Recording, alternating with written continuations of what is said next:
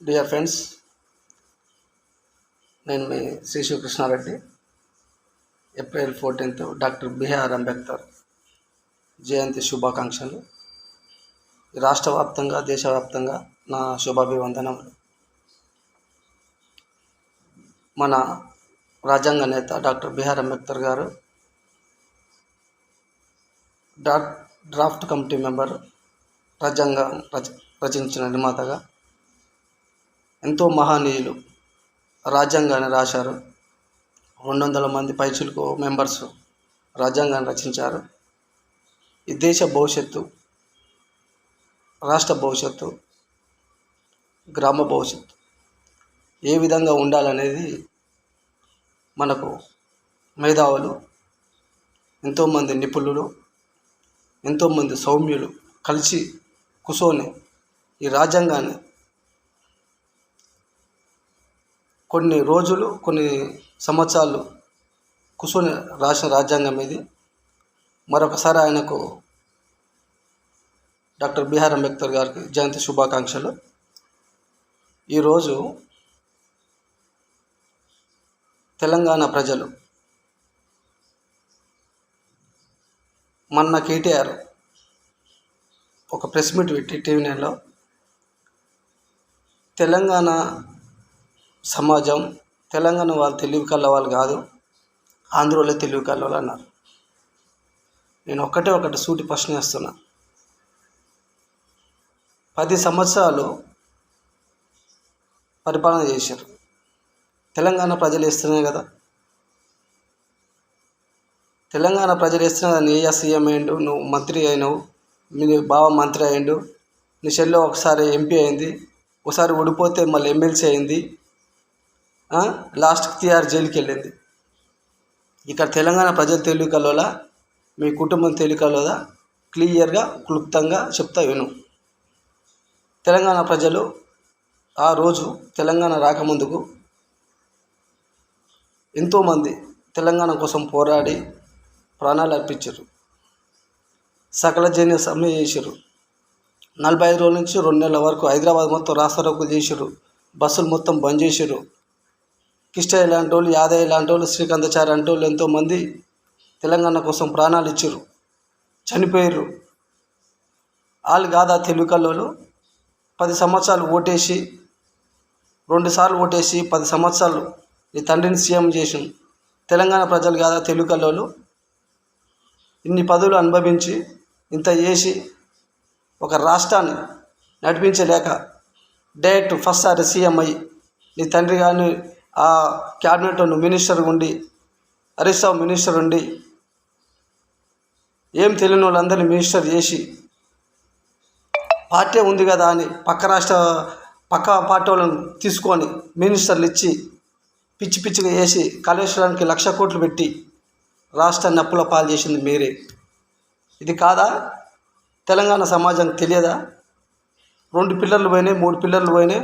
ఒక మేస్త్రి వేస్తే పోద్దంటావు. 2 పిల్లర్లు 3 పిల్లర్లు కాదు. 2 పిల్లర్లు పోయినాక 3 పిల్లర్లు పోతాయి, 3 పిల్లర్లు పోయినాక 4 పిల్లర్లు పోతాయి, 4 పిల్లర్లు పోయినాక 10 పిల్లర్లు పోతాయి. అక్కడ నివసించే జనాలకు ఇబ్బంది అవుతుంది, కొట్టుకుపోతారు, సస్తారు. నువ్వు 1,00,000 కోట్లు పెట్టి 2 పిల్లలు పోయినంత సింపుల్ చెప్తే నీ తెలివి ఎక్కడుంది? ఈరోజు ఎంత అవమానిస్తున్నాను తెలంగాణ ప్రజలని. ఒకటే ప్రజలారా, నేను చెప్పదలుచుకుంది ఒకటే. ఎంతోమంది మహనీయులు, ఎంతోమంది మేధావులు రాజ్యాంగం రాశారు, రాజ్యాంగం రచించారంటే ఆషమాష పని కాదు. నేను ఒకటే చెప్తున్నాను, యువతకు ఎవరైనా సరే, ఈ దేశం బాగుపడాలన్నా, ఈ రాష్ట్రం బాగుపడాలన్నా, ఈ గ్రామం బాగుపడాలన్నా ఫస్ట్ ఎంతో కొంత ఎడ్యుకేషన్ ఉండాలి. ఎడ్యుకేషన్ లేకున్నా పర్లేదు, మన రాజ్యాంగంలో మంచి మనసు, 10 మందికి సహాయం చేసే వ్యక్తులు ఉంటే వాళ్ళు ఎలానైనా పాల్గొనొచ్చని మన రాజ్యాంగం ఇచ్చింది మనకు. సబ్జెక్ట్ తెలిసిన వాళ్ళు ప్రాసెస్ చేస్తారు, ప్రాసెస్ చేసిన వాళ్ళు 10 మందిలో నిలగలుగుతారు. గుర్తుపెట్టుకోండి, ఈ రాష్ట్రంలోనే, ఈ దేశంలో ఎవరైనా ఒకసారి ఇప్పుడు ఈ 5 సంవత్సరాలు కాంగ్రెస్ ప్రభుత్వానికి ఇచ్చారు అవకాశం. పార్టీ ముఖ్యం కాదు, ఒక పార్టీలో ఒక సీఎం ఉండంటే ఆ సీఎం వ్యక్తిత్వాన్ని కూడా చూడాలి. పార్టీని చూసేసి అల్లకొల్లాలు కావద్దు. ప్రజలు కూడా ఒకసారి ఈ 5 సంవత్సరాలు అవకాశం ఇచ్చారు కాంగ్రెస్కు. అందరం ఓటేసి గెలిపించుకున్నాం. ఇప్పుడు ఈ 5 సంవత్సరాల్లో ఏం చేయాలి, అసలు సబ్జెక్ట్ ఏంటి, ప్రాసెస్ ఏంటి, ఈ 5 సంవత్సరాల్లో తెలంగాణలో కాంగ్రెస్ని ఏ విధంగా నడిపించుకోవాలి మనం అనుకున్నప్పుడు 17కు 17 ఎంపీ సీట్లు కాంగ్రెస్కి ఇవ్వాలి. ఎందుకు ఇవ్వాలి నేను చెప్తా. నేను ఒక పార్టీ మెంబర్ కాదు, నేను మీ సమాజం కోసం, ఈ రాష్ట్రం కోసమే నేను చెప్తున్నా. 17కు 17 ఎంపీ సీట్లు ఇవాళ కాంగ్రెస్కి ఇస్తే ఒక విద్య గురించి తెలంగాణలో పోరాడగలుగుతాం మనం. ప్రైవేటు విద్య మొత్తం ప్రైవేటీకరణ అయిపోయింది ఈ రోజుల్లో. ఒక సామాన్యుడు నెలకు ఒక 20,000, 30,000, 40,000 జీతగాడు ఇవాళ ఈ పిల్లల్ని ఏం చదివించుకోగలుగుతాడు ఈ రోజుల్లో? ఎంతోమంది కూలీలు, ఎంతోమంది లారీ డ్రైవర్లు, ఎంతోమంది హెల్పర్లుగా పనిచేస్తారు 20-30,000కు. వీళ్ళందరూ చదివించుకోలేరు, మంచి విద్యను ఇవ్వలేరు. ఎప్పుడైనా గుర్తుపెట్టుకొని, ఒక గుమస్తా కొడుకు ఒక కలెక్టర్ అవ్వాలన్నా, ఒక హెల్పర్ కొడుకు ఒక కలెక్టర్ అవ్వాలన్నా, ఒక లారీ డ్రైవర్ కొడుకు ఒక టీచర్ అవ్వాలన్నా వాడికి కావాల్సిన పునాది విద్యనే. ఆ విద్య లేకపోతే వాడు ఏమి చేయలేడు. ఇవాళ ఈ రాజ్యాంగం మనకు రచించి మహామేధావులు తీసుకొస్తే ఇవాళ రాజకీయ నాయకులు కేవలం అంబేద్కర్ బొమ్మ పెట్టుకొని, మహనీయుల బొమ్మ పెట్టుకొని కేవలం ఓట్ల కోసం రాజకీయం ఆడుతారు. మీరు ఇప్పటికీ కూడా ఈ యువత మేలుకోకపోతే ఈ రాష్ట్రాన్ని కాదు కదా, ఈ భారతదేశాన్ని ఎవరు మార్చలేడు. సాక్షాత్తు నేను చెప్తున్నాను, నేను అవమానించినట్టు కాదు. సాక్షాత్తు ఈరోజు మహాత్మా గాంధీ వచ్చి గ్రామ పంచాయతీలో పోటీ చేసినా మహాత్మా గాంధీ గెలవడు. అంటే ఈరోజు ఈ యువత ఈ విధంగా తయారైపోయింది. సమాజము నాశనం అయిపోతుంది. మారాలి, యువత మారాలి. మనిషి మారినప్పుడే మనం కూడా సాధించగలుగుతాం. ఎప్పుడైనా ఒకటి గుర్తుపెట్టుకోండి, 10 సంవత్సరాలు టీఆర్ఎస్ ప్రభుత్వం ఉంది. 10 సంవత్సరాలు వేసాం, 2 సార్లు ఓటేసి 10 సంవత్సరాలు ఎంపీ ఇచ్చాం, ఎమ్మెల్యే ఇచ్చాం, వాళ్ళకి ప్రభుత్వం ఇచ్చాం. కేటీఆర్కు అవగాహన లేదు, నోటికొచ్చినట్టు మాట్లాడతాడు.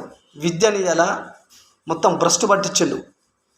ఎక్కడున్న ఎడ్యుకేషన్ ఎక్కడ తీసుకుపోయాడు. అది ఓన్లీ కేవలం ఎడ్యుకేషన్ని ఒక బిజినెస్ చేసేసు. హైదరాబాద్ మొత్తం బిజినెస్ అయిపోయింది. ఊర్లలో మన తెలంగాణ బిడ్డలు ఊర్లలో ఒక 5 ఎకరాలు ఉన్నాడు, 10 ఎకరాలు ఉన్నాడు.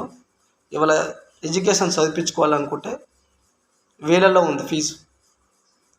ఒక ఇంటర్మీడియట్ డిగ్రీకి వెళ్ళాలంటే లక్షలలో ఉంది. ఒక 5 ఎకరాలు 10 ఎకరాలు ఉన్నాడు, ఎన్ని లక్షలు సంపాదిస్తాడండి?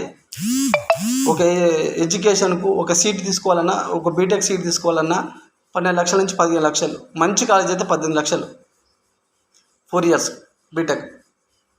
ఇది కాంగ్రెస్ పార్టీకి నేను చెప్పేది వినండి, మీ భవిష్యత్తు కోసం చెప్తున్నాం. సబ్జెక్ట్ చేసినోడే ప్రాసెస్ చేస్తాడు, సబ్జెక్ట్ తెలిసినోడే ప్రాసెస్ చేస్తాడు. ఎప్పుడైనా గుర్తుపెట్టుకోండి, రేవంత్ రెడ్డి సిద్ధంగా ఉన్నాడు. ఆయన దేనికైనా ఎవరికి లొంగే ప్రసక్తి లేదు. ఈరోజు మీరు 17కు 17 ఎంపీ సీట్లు ఇస్తే హైదరాబాదులో, తెలంగాణలో విద్యని అలా ఓకగా సామాన్యుడి చేతికి తీసుకొచ్చే ప్రణాళిక జరుగుతుంది, జరగబోతుంది. జెండాలు మోస్తారు, జెండాలు జత కడతారు.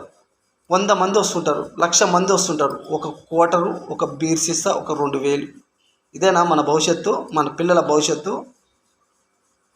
ఇది కాదు. మార్పు రావాలి. రాజ్యాంగం కోసం పాటుపడండి, యువత మేలుకోనండి.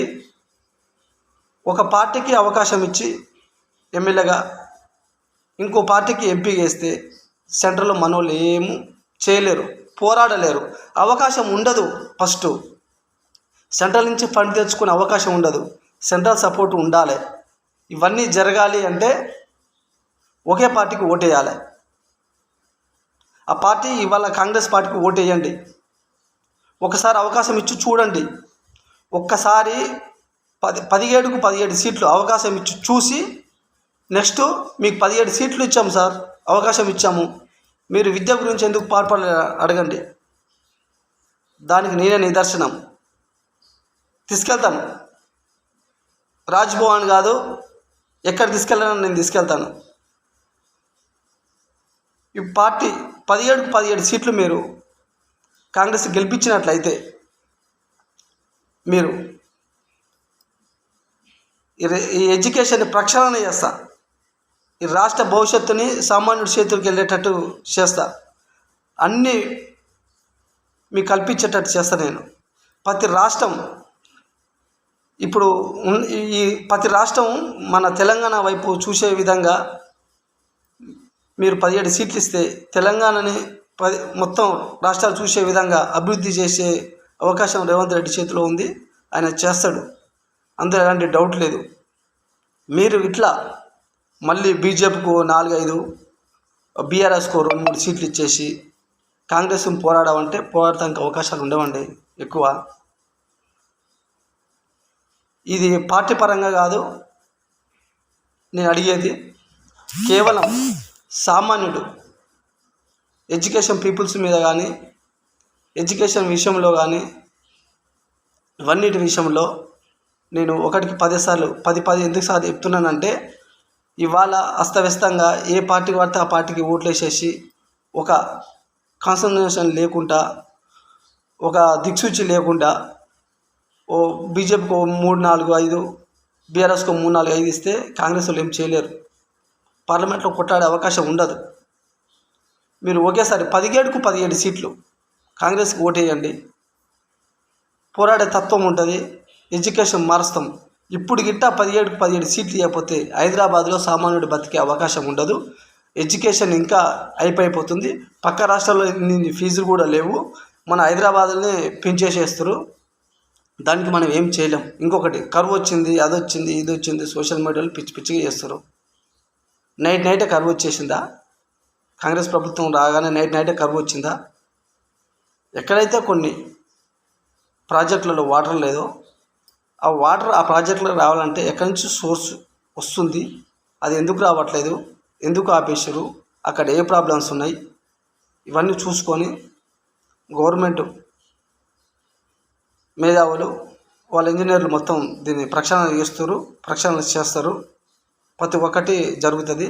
ఒకటి మటుకు నేను చెప్తున్నా, యువత మాత్రం రాజకీయాలకు రావాలి, కానీ కోటర్ సీసాలకు, బీర్ సీసాలకు ఎవరి కోసమే జెండాలు పట్టుకొని మేము తిరుగుతాం అనుకుంటే భవిష్యత్తు నాశనం చేసుకోకండి. మీకు ఒకటి విజన్, ఒకటి క్లారిటీ ఉంటేనే మీరు రాజకీయంలోకి రండి. లేదంటే మీ తల్లిదండ్రులని, మీ పిల్లల్ని ప్రశాంతమైన జీవితం కోసం వాళ్ళకు ముందడుగు వేసుకొని జీవించండి. అంతేగాని ఏ విజన్ లేకుండా ఎవరి కోసం జెండాలు మోసి, ఎవరి కోసమో టైం వేస్ట్ చేసుకొని, ఎవరి కోసం బిర్యానీ కోసం, ఎవరి కోసం క్వార్టర్ సీసాల కోసం, ఎవరి కోసం బీర్ సీసాల కోసం మీ జీవితాలను నాశనం చేసుకోకండి. ఇవాళ కేటీఆర్ అంటున్నాడు, సర్పంచుల నుంచి నేను సపోర్ట్ చేస్తాను. అరే నాయన, మొన్న డిసెంబర్లో కాంగ్రెస్ వచ్చింది, అంతకుముందుకున్నది 5 సంవత్సరాలు 10 సంవత్సరాలు నువ్వే. మన గత జరిపోయిన 5 సంవత్సరాల్లో బిల్లులు మొత్తం ఆపింది నువ్వే. ఇవాళ మళ్ళా సర్పంచుల కోసం మేము సపోర్ట్ చేస్తామంటే ప్రభుత్వం చేంజ్ అయింది. ఎక్కడ పెండింగ్లు ఉన్నాయో దాన్ని మానిటరింగ్ చేసుకొని ఆ బిల్లులు ఎంత అయింది, ఎంత ఖర్చు అనేది చూసుకొని కాంగ్రెస్ ఇస్తుంది. నువ్వు మొత్తం ఆపేసి ఆగం చేసేసి మళ్ళీ ఇప్పుడంటే జనాలని పిచ్చులను చేయడం తప్ప ఇంకొకటి ఉండదు. జై హింద్, జై భారత్, జై తెలంగాణ.